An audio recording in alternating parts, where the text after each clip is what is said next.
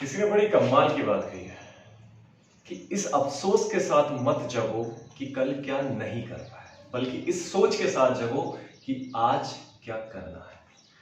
जय हिंद गाइस, मैं महेंद्र सिंह चौहान और आज का जो टॉपिक है वो है आपका एडवांस गणित से। एडवांस गणित का हमारा सेशन चल रहा है और एडवांस गणित में जो है वर्ग और आयत को हम लोग निपटा चुके हैं। क्षेत्रमिति हमारा चल रहा है, जैसे कि आपको यहाँ पर दिखाई दे रहा होगा क्षेत्रमिति, ठीक है। और क्षेत्रमिति के अंतर्गत जो आज का टॉपिक है वो है आपका त्रिभुज। त्रिभुज के बारे में हम लोग देखेंगे दोस्तों, और साथ में आपको यहाँ पर वृत्त के बारे में हम लोग देखेंगे। तो त्रिभुज और वृत्त के बारे में हम लोग यहाँ पर जानकारी देखेंगे, सूत्र इसके क्या क्या होते हैं और किस तरह से सूत्र को तैयार किया जाता है, ठीक है। तो चलिए आइए शुरू करते हैं। तो यहाँ पे पहले मैं बात करूं आपके त्रिभुज की।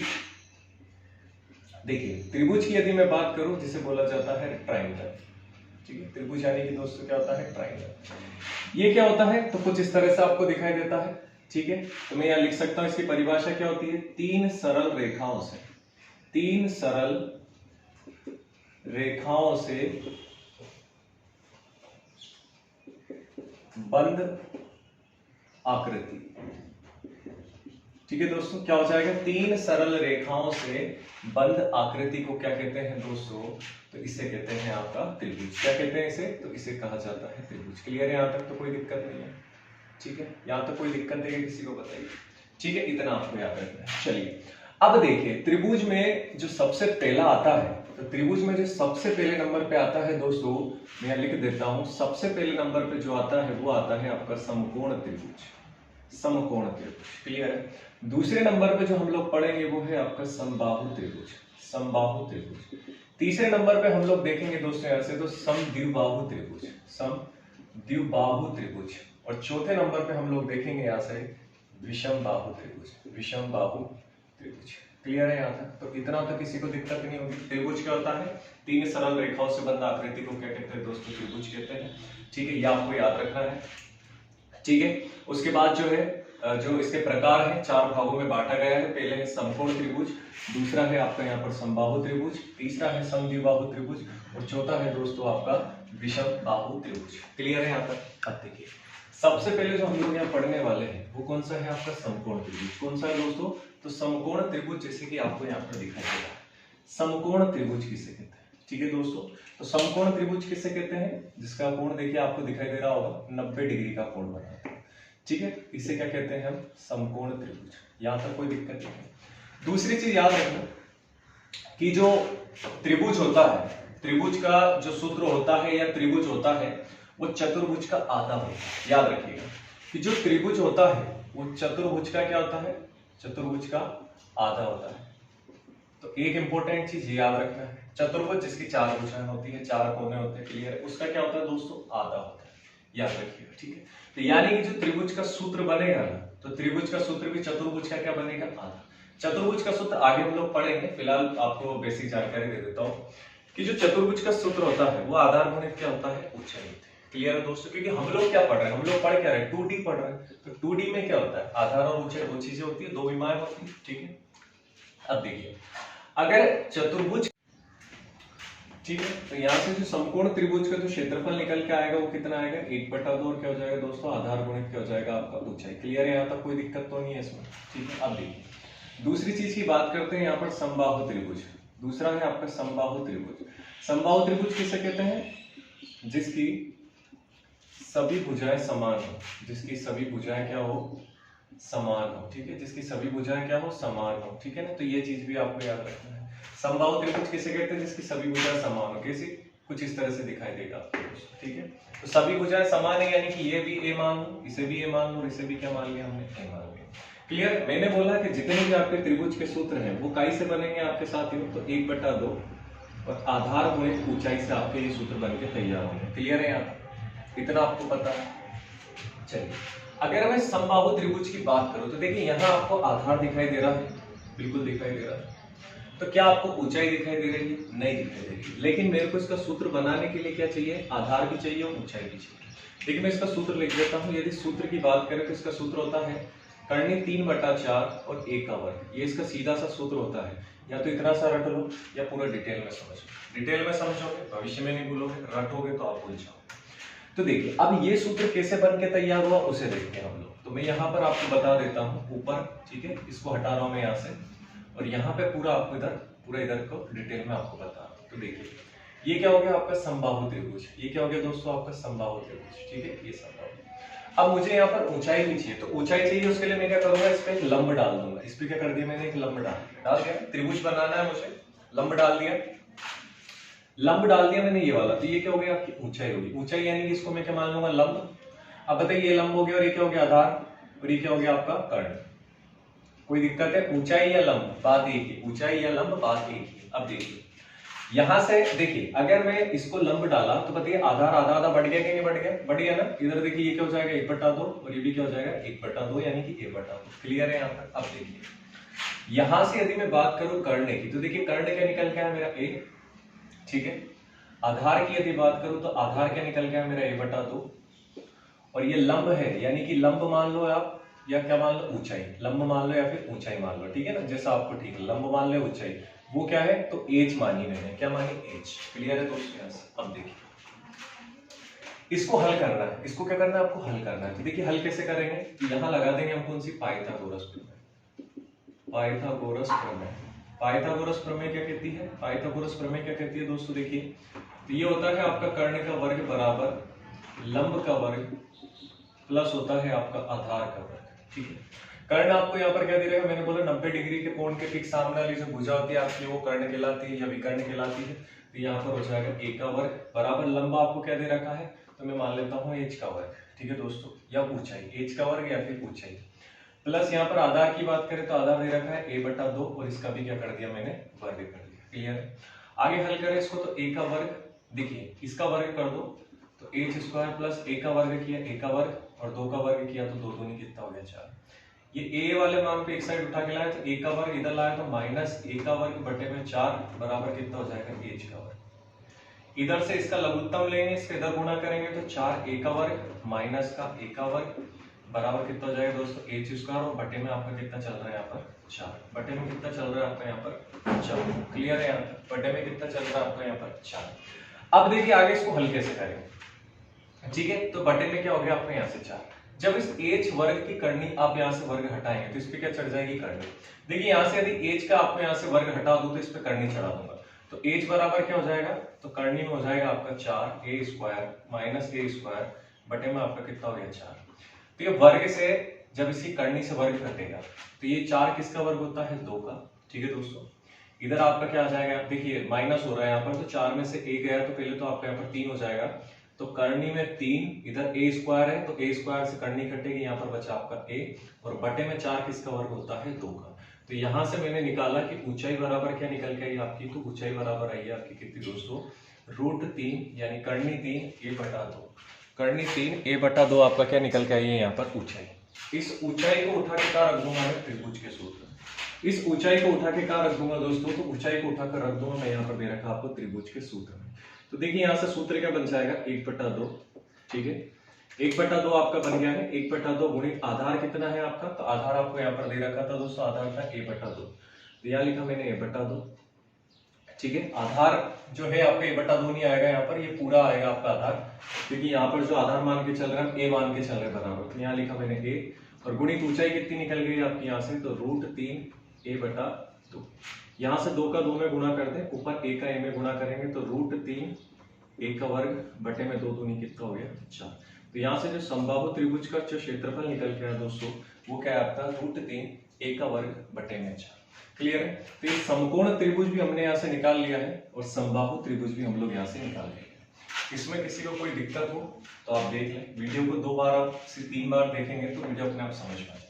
क्लियर। इसके बाद जो आता है आपका वो आता है दोस्तों, ठीक है, समद्विबाहु त्रिभुज। समद्विबाहु त्रिभुज को और देख लेते हैं हम लोग, समद्विबाहु त्रिभुज, ठीक है। इसको हटा देता हूं मैं यहाँ से, चलिए। देखिए मैं डायरेक्ट सूत्र भी लिखवा सकता हूं, लेकिन आपको मैं समझा रहा हूं ताकि आप उसको अच्छे से समझ पाए, पढ़ पाए, भूले ना कभी, ठीक है दोस्तों। चलिए अब बात कर रहा हूं मैं तीसरे समद्विबाहु त्रिभुज की। समद्विबाहु त्रिभुज, समद्विबाहु त्रिभुज किसे कहते हैं, जिसकी दो भुजाएं क्या होती है, समान, समान हो दोस्तों, याद रखिएगा, जिसकी दो भुजाएं क्या हो, समान। कैसा दिखाई देगा, तो कुछ इस तरह से दिखाई देगा आपको, ठीक है, कुछ इस तरह से, ठीक है, इधर बना देता हूं, जिसकी दो भुजाएं क्या हो दोस्तों, समान हो, यानी कि ये वाली आमने सामने की क्या हो, समान हो। तो ये दोनों समान है, इसको बी मान लो और इसको क्या मान लिया, ए मान लिया, क्योंकि तीसरी तो अलग है। क्लियर दोस्तों। अब समबाहु त्रिभुज है, लेकिन पढ़ क्या रहे हैं हम, त्रिभुज। तो त्रिभुज का सूत्र क्या बनता है, 1/2 गुणित आधार गुणित ऊंचाई। तो देखिए यहाँ से भी जो इसका सूत्र निकल के आया, उसमें भी मुझे किसकी जरूरत पड़ेगी, यहाँ पर ऊंचाई की। तो क्या ऊंचाई दिखाई दे रही है, मुझे बताइए, ऊंचाई दिखाई दे रही है, नहीं दिखाई दे रही है, तो क्या करेंगे, यहाँ से लंब डाल देंगे। क्या करा मैंने, लंब डाल दिया। ये लंब डालना यानी कि मैंने क्या कर दिया, यहाँ पर ऊंचाई, मैंने यहाँ पर ये ऊंचाई को मैंने क्या मान लिया, यहाँ पर एच मान लिया। तो ये आधार बढ़ जाएगा, तो ये बटा कितना हो गया 2, और ये भी कितना हो गया, ये बटा। क्लियर है यहाँ तक, कोई दिक्कत। आगे देखिए, अब सूत्र कैसे बनेगा, तो वही आपकी चीज लगेगी, पाइथागोरस। तो पाइथागोरस प्रमेय क्या कहती है, देखिए कि कर्ण का वर्ग बराबर लंब का वर्ग प्लस आपका आधार का वर्ग। तो कर्ण का वर्ग जो है आपको कितना दे रखा है, देखिए मैंने 90 डिग्री कोण के ठीक सामने वाली भुजा, तो यहाँ पर बी दे रखा है, तो मैं क्या मान लूंगा, बी का वर्ग बराबर लंब मैंने क्या माना, एच, तो एच का वर्ग कर दो, यानी ऊंचाई, या आपको ठीक लगे तो यहाँ ऊंचाई नाम दे दो, ऊंचाई, ये ऊंचाई का वर्ग प्लस आधार कितना दे रखा है दोस्तों, तो a/2 जाएगा, a/2। आगे इसको हल करें तो ये b का वर्ग हो गया, इसको उठा के इधर लाओ, तो देखिए सबसे पहले तो ये ऊंचाई का वर्ग कर दो प्लस इसका मान निकाल लो, a का वर्ग किया तो a का वर्ग बटे में 2 का वर्ग किया तो 4। आगे हल करेंगे इसको तो ये b का वर्ग हो जाएगा, ये उठ के इधर आ गया, तो -a का वर्ग बटे में 4 बराबर कितना हो गया आपका दोस्तों, तो ये ऊंचाई का वर्ग आपका चल रहा है। आगे हल करेंगे इसको तो यहाँ से 4 का गुणा इसमें कर दो, तो 4b² माइनस का a² बटे में कितना है 4, और यहाँ से आपका जो है बराबर कितना आएगा निकल के दोस्तों, तो ये ऊंचाई का वर्ग आपका चल रहा है। देखिए आगे मैं इधर कर रहा हूँ, आगे मैं इधर कर रहा हूँ। अब देखिए ऊंचाई बराबर क्या हो जाएगा, तो ऊंचाई बराबर क्या हो जाएगा, यहाँ से ऊंचाई का वर्ग हटेगा, करनी चढ़ेगी, तो करनी चढ़ा दो, 4b² माइनस का a² बटे में 4। 4 किसका वर्ग होता है, 2 का, तो मैंने यहाँ बाहर निकाल लिया, कितना है दोस्तों 2, कितना है 2, और यहाँ आपका क्या बचा, देखिए नहीं कटेगा, कोई मिस्टेक हो गई है,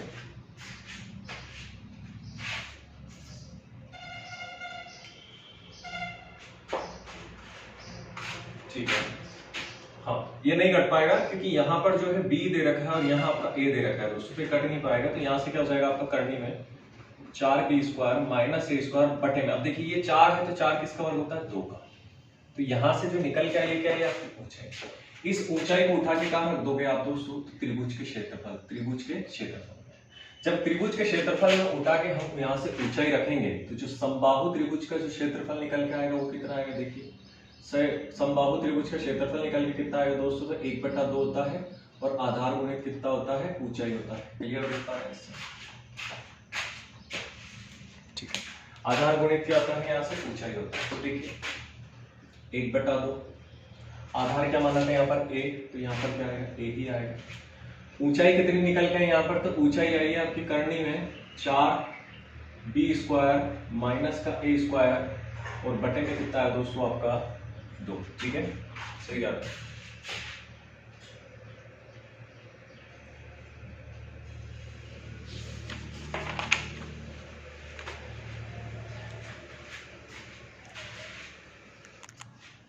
चलिए ठीक है, तो यहां से इसको हल कर लेंगे, तो ये तो आपका कितना हो जाएगा, a करनी में 4b² माइनस का a² बटे में कितना आ जाएगा, 2 दूनी 4। तो ये किसका क्षेत्रफल निकल गया दोस्तों, तो ये समद्विबाहु त्रिभुज का क्षेत्रफल निकल गया। क्लियर है, मैं चाहता इसको एक लाइन में आपको बता देता, लेकिन देखिए डिटेल में पढ़ना बहुत जरूरी है, कुछ भी नहीं है इसमें, सिर्फ और सिर्फ पाइथागोरस प्रमेय याद रखना है, उसके बाद आपको कुछ नहीं करना। चलिए चौथी और आखिरी चीज आती है इसमें, जो कि सबसे आसान है, वो दे रखा है आपको यहाँ पर विषमबाहु त्रिभुज, ठीक है, विषमबाहु त्रिभुज। चलिए विषमबाहु त्रिभुज देख लें, तो चौथी और आखिरी चीज आती है यहाँ पर विषमबाहु त्रिभुज, जिसे आइसोसेलेस ट्रायंगल भी बोला जाता है। तो विषमबाहु त्रिभुज किसे कहते हैं, जिसकी तीनों भुजाएं क्या हो, असमान हो या अलग अलग हो, ठीक है दोस्तों, इसकी तीनों भुजाएं क्या हो, अलग अलग हो, वो आपकी क्या कहलाती है, विषमबाहु। इसका सिर्फ सूत्र याद रखना है आपको, ठीक है, इसका सूत्र क्या होता है दोस्तों, तो करनी में एस माइनस ए, एस माइनस बी और एस माइनस का क्या होता है दोस्तों सी। क्लियर है, ये आपको बताते हैं। ठीक है, कोई दिक्कत है इसमें? ठीक है, ठीक है। हाँ, इसको हेरोन्स फॉर्मूला भी बोला जाता है, तो याद रखिएगा इसी विषमबाहु त्रिभुज का जो ये वाला जो आपका सूत्र दिखाई दे रहा है, ठीक है, इसे हेरोन्स फॉर्मूला भी बोला जाता है, हेरोन्स फॉर्मूला। ठीक है, तो ये भी याद रखना, हेरोन्स फॉर्मूला बोला जाता है। और ये एस कैसे निकाल के लाते हैं, तो जो भी आपको देखिए विषमबाहु यानी मैंने बताया अलग अलग, ये तीनों भुजाएं क्या हुआ अलग अलग, ये ए हो गया, बी हो गया, क्या हो गया सी हो गया। तो इन तीनों का जो मान होगा, इन तीनों के मान को जोड़ देना, ए प्लस बी प्लस सी बटा क्या हो जाएगा 2 से भाग दे देना। ठीक है दोस्तों, जो निकल के आएगा ना वही आपका क्या आएगा एस निकल के आएगा, और इस एस को उठा के सूत्र में रख देना, बस आगे हम लोग करेंगे, कोई दिक्कत नहीं। क्लियर है यहाँ तक? चलिए अगली पांचवी चीज आती है इसमें कि समबाहु त्रिभुज। जो समबाहु त्रिभुज है, समबाहु त्रिभुज के अंतः वृत्त की त्रिज्या क्या पूछी जाती है आपसे? समबाहु त्रिभुज के अंतःवृत्त की त्रिज्या का सूत्र क्या होता है दोस्तों? को लिख लेना, रट लेना, a बटा 2√3 होता है, याद रखना क्या होता है, a बटा 2√3 होता है। अगली छठी और इंपॉर्टेंट चीज आती है इसी समबाहु त्रिभुज की, कि समबाहु त्रिभुज के परिवृत्त की त्रिज्या, परिवृत्त की त्रिज्या का मान क्या होता है दोस्तों? तो a बटा यहां से 2 हटा देना और सिर्फ बचा देना, कट नहीं करना। कोई दिक्कत है इसमें बताइए? ठीक है, तो ये दो चीजों आपको याद रखनी है। अब आप बोलेंगे समबाहु त्रिभुज के अंतःवृत्त क्या होता है सर, समझे नहीं हम, तो मैं समझा देता हूँ भाई। अंतःवृत्त क्या होता है, तो जैसे मैंने क्या बनाया, एक त्रिभुज बनाया, समबाहु त्रिभुज जिसकी सारी भुजाएं क्या हो समान हो, इसके बीच में मैंने क्या बना दिया, एक वृत्त को बना दिया, अंदर ये बना दिया। अब इसके केंद्र से लेकर ये नीचे तक की जो दूरी आपको दिखाई दे रही है, इसे क्या कहते हैं, त्रिज्या। तो जो त्रिभुज के अंदर का वृत्त होता है उसे बोला जाता है अंतःवृत्त। और त्रिभुज के यदि बाहर का वृत्त की यदि बात करो, ये त्रिभुज के मैंने बाहर के कोनों से लेकर एक वृत्त बना दिया, वृत्त यानी कि क्या होता है, गोलाकृति, एक गोलाकृति। ठीक है ना, अब ये बाहर की ओर बना दिया, और यहाँ इसके केंद्र से लेकर इस कोने तक की जो त्रिज्या होती है यानी बाहर की त्रिज्या दोस्तों, उसको बोला जाता है परिवृत्त की त्रिज्या। कोई दिक्कत नहीं, यहाँ तक क्लियर होगा इतना आप सब? ठीक है, तो ये आपके क्या था, त्रिभुज था दोस्तों, ये क्या था, त्रिभुज। आइए अब समझते हैं हम लोग वृत्त को। चलिए वृत्त के सूत्र देख लेते हैं यहाँ पर। ठीक है, जैसे ये सूत्र हो जाते हैं उसके बाद हम लोग प्रैक्टिस करेंगे। चलिए वृत्त की बात करें दोस्तों, तो यहां से जो आता है अगला आपका वो आता है वृत्त। वृत्त जिसे हम लोग क्या बोलते हैं, सर्कल। सर्कल किसे कहते हैं दोस्तों? तो आप एक पहिया ले सकते हैं गाड़ी का, ठीक है, टायर ले सकते हैं, आप एक रिंग ले सकते हैं, ठीक है, कड़ा ले सकते हैं। तो ये सभी क्या होते हैं, ये सभी एक वृत्त आकृति होती है, गोल होती है आकृति। तो याद रखिए एक गोल और गोला दोनों चीज अलग अलग है, वृत्त और गोला ये दोनों अलग अलग चीजें। गोले में 3 विमाएं होती हैं जैसे फुटबॉल, ये सब ये हम लोग 3D में पढ़ेंगे। और ये जो आपका वृत्त दिखाई दे रहा है दोस्तों, ये कुछ इस तरह से दिखाई देता है गोल, ठीक है ना, जिसमें सिर्फ 2 विमाएं होती है, लंबाई और चौड़ाई होती है। तो ये चीज आपको याद रखना है। क्लियर है? आप देखिए वृत्त में जो सबसे पहला आता है दोस्तों, आता है वृत्त का क्षेत्रफल।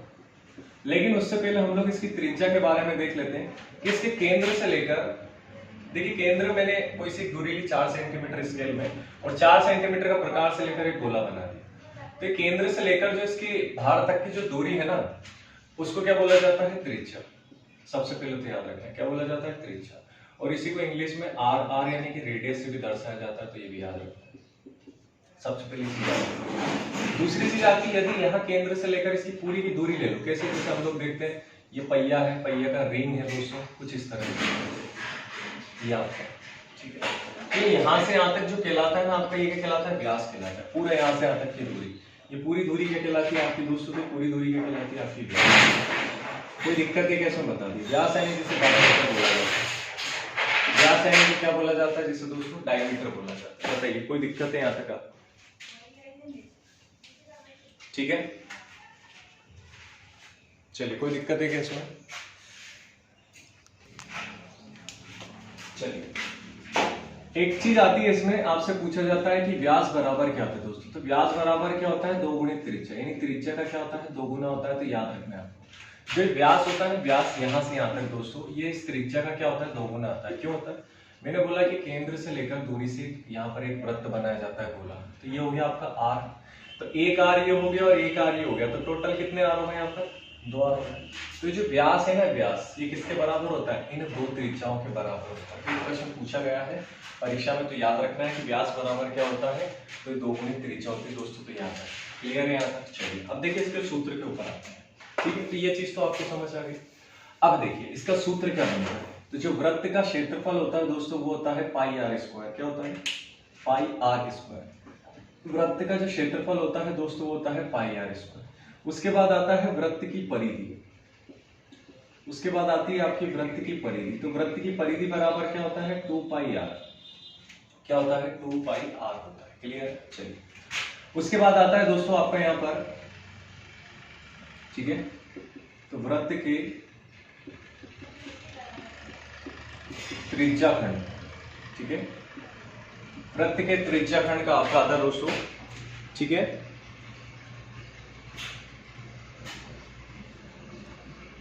चलिए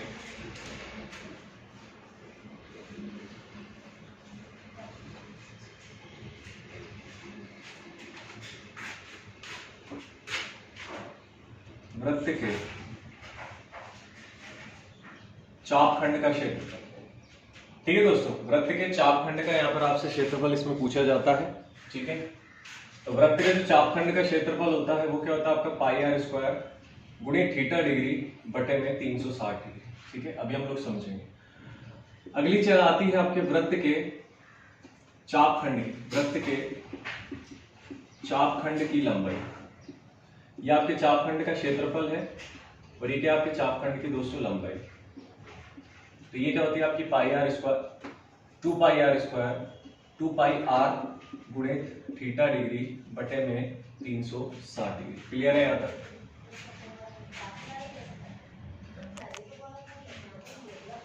ठीक है, उसके बाद अगली और आखिरी चीज आती है अर्धवृत्त का क्षेत्रफल। अर्धवृत्त का क्षेत्रफल क्या होता है? अर्धवृत्त दोस्तों जैसे ये रहा आपका, ठीक है, ये आपका पूरा वृत्त हो गया और ये आधा हो गया। तो पूरे का क्षेत्रफल कितना होता है? पाई आर स्क्वायर। तो आधे का कितना हो जाएगा बताइए? आधे का क्या हो जाएगा? पाई आर स्क्वायर बटा 2। क्लियर है? ठीक है, तो ये चीज आपको ध्यान देनी। क्या क्या चीजें? वृत्त का क्षेत्रफल, वृत्त की परिधि, वृत्त के चापखंड का क्षेत्रफल, वृत्त के चापखंड की लंबाई और वृत्त का अर्धवृत्त का क्षेत्रफल। अब सारी चीजें इधर देखो, समझा देता हूं सारी चीजें क्या होती है।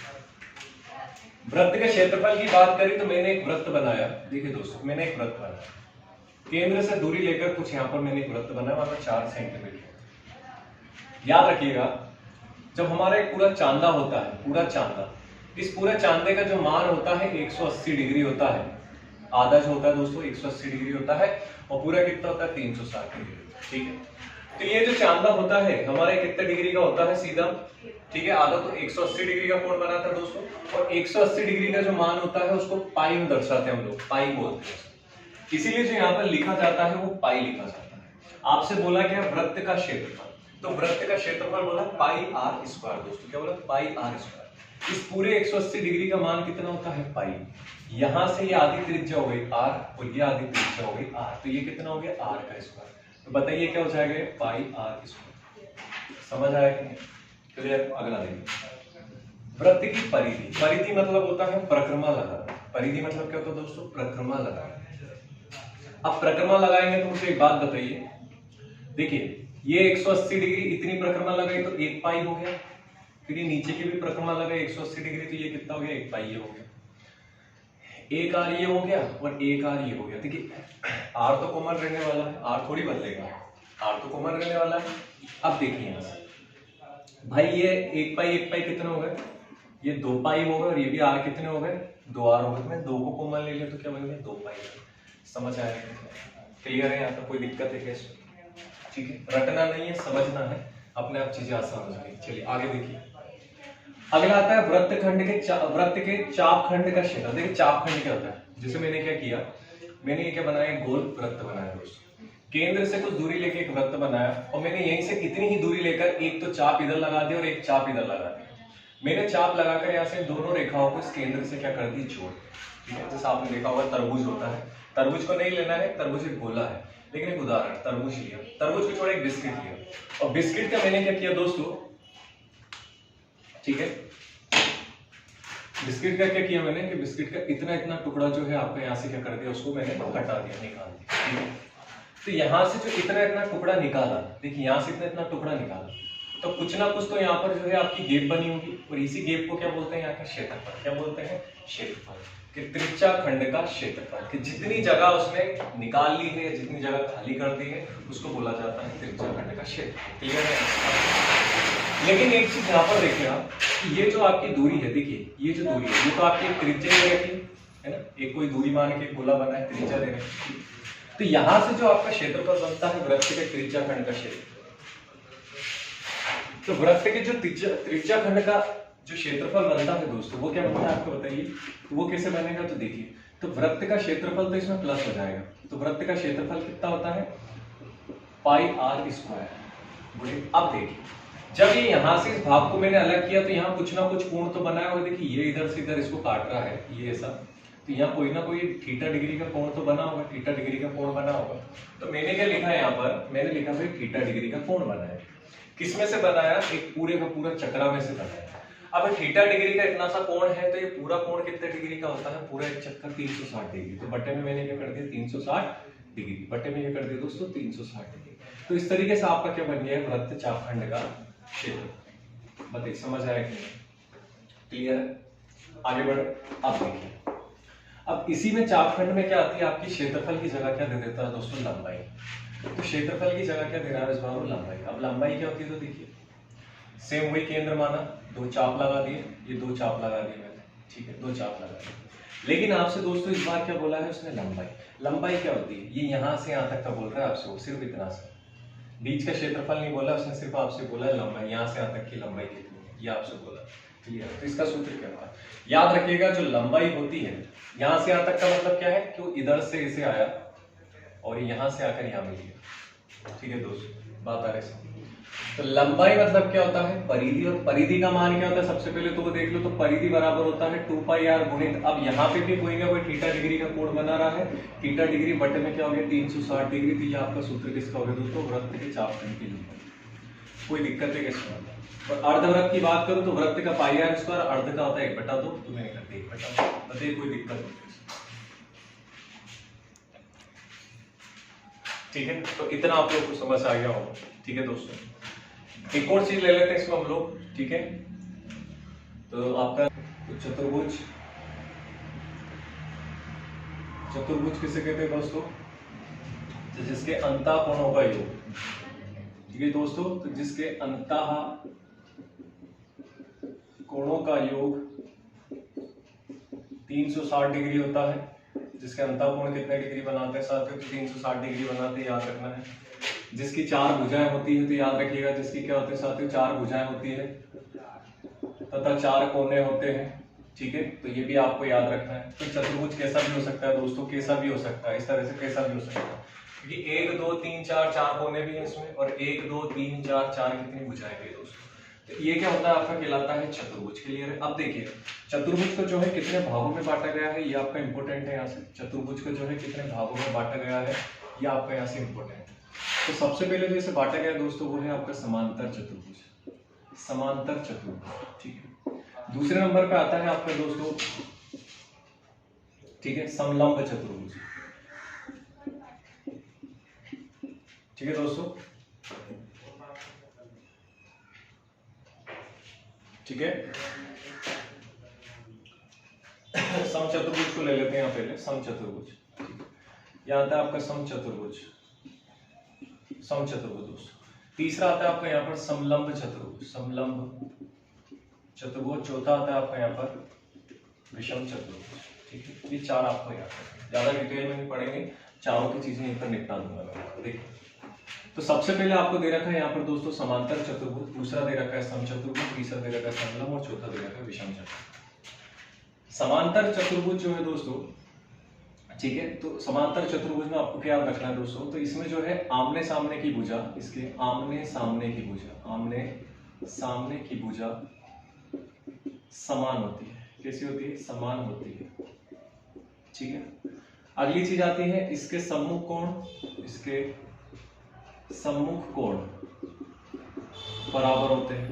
क्या होते हैं दोस्तों? बराबर होते हैं, याद रखिए, ठीक है। और इसके जो विकर्ण है वो आपस में क्या होते हैं? तो द्विविभाजित होते हैं, द्विविभाजित होते हैं, तो ये भी याद रखिए, ठीक है दोस्तों, ये आपको याद रखना है। किस तरह से बनता होगा? तो कुछ इस तरह से इसकी आकृति दिखाई दे रहा है,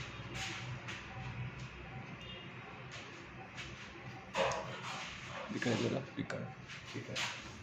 यहाँ बना देता हूँ मैं, कुछ इस तरह से दिखाई देता है, ठीक है, इस तरीके से, जिसके विकर्ण एक दूसरे को क्या करते हैं? कट करते हैं, और आमने सामने के कोण क्या होते हैं? बराबर होते हैं। क्लियर है? तो ये चीज आपको याद रखना है। सूत्र क्या होता है इसका? तो सूत्र देख लो, इसका सूत्र होता है दोस्तों क्या? आधार गुणित क्या होता है आपका? ऊंचाई। याद रखना है, जैसे कि वर्ग में भी बताया था मैंने, आधार गुणित ऊंचाई। दूसरी चीज आती है यहाँ पर समचतुर्भुज। तो दोस्तों समचतुर्भुज किसे कहते हैं? जिसकी सभी भुजाएं क्या होती है? समान होती है। तो याद रखना है आपको, ठीक है, जिसकी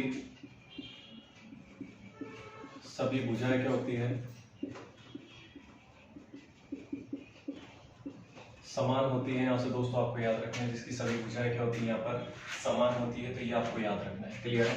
अब जो यहाँ से इसका सूत्र बनता है, देखिए सूत्र यहाँ से इंपॉर्टेंट है। इसका सूत्र क्या बनता है दोस्तों? देखिए आप, समचतुर्भुज का सूत्र क्या होता है वो देखिए आप, ठीक है। तो समचतुर्भुज का जो सूत्र है दोस्तों वो क्या होता है आपका? ठीक है, चलो अब एक और चीज आती है इसमें, एक और चीज है इसमें आपको,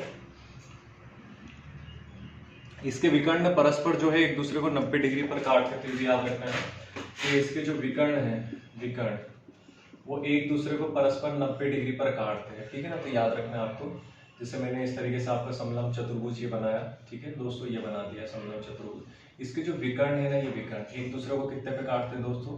तो ये 90 डिग्री पर काटते हैं। कितने पे काटते हैं? 90 डिग्री पर काटते हैं। तो एक ये चीज भी आपको यहाँ से ध्यान रखनी है। यहाँ से जो इसका क्षेत्रफल यानी कि सूत्र आता है वो आता है 1/2, और आधार गुणित क्या होता है दोस्तों? ऊंचाई। कितना होता है? 1/2 आधार गुणित कितना होता है? ऊंचाई। यहाँ से यदि इसके परिमाप की बात करूं दोस्तों, परिमाप माफ कीजिए, बट 1/2 नहीं आता है, आधार गुणित ऊंचाई। परिमाप की यदि बात करूं तो क्या हो जाता है दोस्तों? 4a। क्यों होता है दोस्तों? क्योंकि इसकी चारों भुजाएं क्या होती है? समान होती है। तो ये आपको याद रखना है, ठीक है। और यदि आपको यहाँ पर विकर्ण दे रखा हो, देखिए प्रश्न में कभी कभी आपको मिलेगा विकर्ण भी दे रखा होगा, ठीक है, तो क्या हो जाएगा आपका यहाँ पर? और आपसे क्षेत्रफल पूछ लिया जाएगा, तो कैसे निकालेंगे? 1/2 गुणित विकर्ण का गुणनफल। याद रखिए, ये आगे बताऊंगा मैं। समचतुर्भुज में आपको विकर्ण यदि देके रखेगा, क्षेत्रफल आपसे पूछ लेगा, तो 1/2 विकर्णों का क्या हो जाएगा? गुणनफल हो जाएगा। यानी जो दो विकर्ण आपको दिए गए होंगे उनका आपस में क्या कर देना? गुणा कर देना। क्लियर है यहाँ? ठीक है, चलिए अगला आता है आपका दोस्तों तो समलंब चतुर्भुज। अगला जो आता है आपका तीसरा दोस्तों वो है आपका समलंब चतुर्भुज। तो समलंब चतुर्भुज जो है आपका दोस्तों, ठीक है, कैसा होता है? कुछ इस तरह से आपका दिखाई देता है समलंब चतुर्भुज, ठीक है, कुछ इस तरह से दिखाई देता है, ठीक है, कुछ इस तरह से आपका दिखाई देगा समलंब चतुर्भुज। तो इसका जो क्षेत्रफल है, देखिए इसका क्षेत्रफल कैसे निकालते हैं? तो 1/2 चारों भुजाओं का योग, 1/2, ठीक है दोस्तों, चारों नहीं बोल सकते हैं, दो भुजाओं का योग, दो भुजाओं का योग गुणित, गुणित आपका आ जाएगा यहाँ पर 200, ठीक है, दो भुजाओं का योग गुणित आपका हो जाएगा यहाँ पर लंब, ठीक है दोस्तों, ये आपको याद रखना है, ठीक है, ठीक है, कि 1/2 समांतर भुजाओं का योग और गुणित हो जाएगा आपको यहाँ पर दोस्तों लंब। लंब यानी कि ये जो ऊंचाई आपको दे रखी है, तो यहाँ लंब भी ले सकते हैं, या फिर क्या ले सकते हैं, ऊंचाई शब्द भी ले सकते हैं यहाँ से, तो कोई दिक्कत नहीं होगी इसमें आपको। क्लियर है? एक बार रिवाइज कर लेते हैं। समांतर चतुर्भुज का जो सूत्र होता है वो होता है आधार गुणित ऊंचाई दोस्तों। सम चतुर्भुज का जो सूत्र होता है वो 1/2 विकर्णों का गुणनफल होता है आपका। समलंब चतुर्भुज का जो सूत्र होता है 1/2 दो भुजाओं का योग आमने सामने की या समांतर भुजाओं का योग होता है, और गुणित क्या होता है दोस्तों आपका यहाँ पर ऊंचाई। गुणित क्या होता है आपका यहाँ से ऊंचाई। क्लियर है यहाँ पर? चलिए अगला और आखिरी चीज आती है आपकी विषम चतुर्भुज। तो विषम चतुर्भुज का जो सूत्र होता है आपका दोस्तों वो होता है आपका, यहाँ से जिसका क्षेत्रफल निकालने का सूत्र होता है वो होता है आपका 1/2 विकर्ण पर डाले गए लंब, ठीक है दोस्तों, कि विकर्ण पर डाले गए लंब और गुणित यहाँ पर हो जाएगा आपका विकर्ण। क्लियर है दोस्तों? तो यहाँ से जो सूत्र बनेगा आपका क्या बनेगा कि 1/2 विकर्ण पर डाले गए लंबों का योग, डाले गए लंबों का योग, ठीक है, तो डाले गए लंब का योग और गुणित क्या हो जाएगा आपका यहाँ से दोस्तों विकर्ण। ठीक है, तो मैं कोशिश कर रहा हूँ कोई सी चीज आपकी ना रहे। तो चतुर्भुज हमने देखा, ठीक है दोस्तों, जिसके 4 कोने होते हैं, 4 भुजाएं होती हैं, जिसका जो अंता कोणों का योग होता है 360 डिग्री होता है। ठीक है, जिसके जो विकर्ण है परस्पर एक दूसरे को काटते हैं, ये सारी चीजें चतुर्भुज में पड़ी। चतुर्भुज जो थे टोटल आपके 4 प्रकार के थे, 4 प्रकार हमने पढ़ लिए हैं, तो उम्मीद है आपको समझ आ गया होगा। सूत्र को एक बार रट लें, समझ लें। ठीक है दोस्तों, सूत्र को यदि आप समझ के करेंगे तो कभी गड़बड़ नहीं होगा। तो उम्मीद है वीडियो अच्छा लगा होगा। चल मिलते हैं अगले वीडियो में। इसी के साथ जो आपका 2D पूरा कंप्लीट हुआ सूत्र वाला, अब करेंगे हम लोग प्रैक्टिस, उसके बाद 2D आपका पूरा का पूरा यहाँ पर समाप्त हो जाएगा दोस्तों। जल्द मिलेंगे अगले वीडियो में। Thank you so much.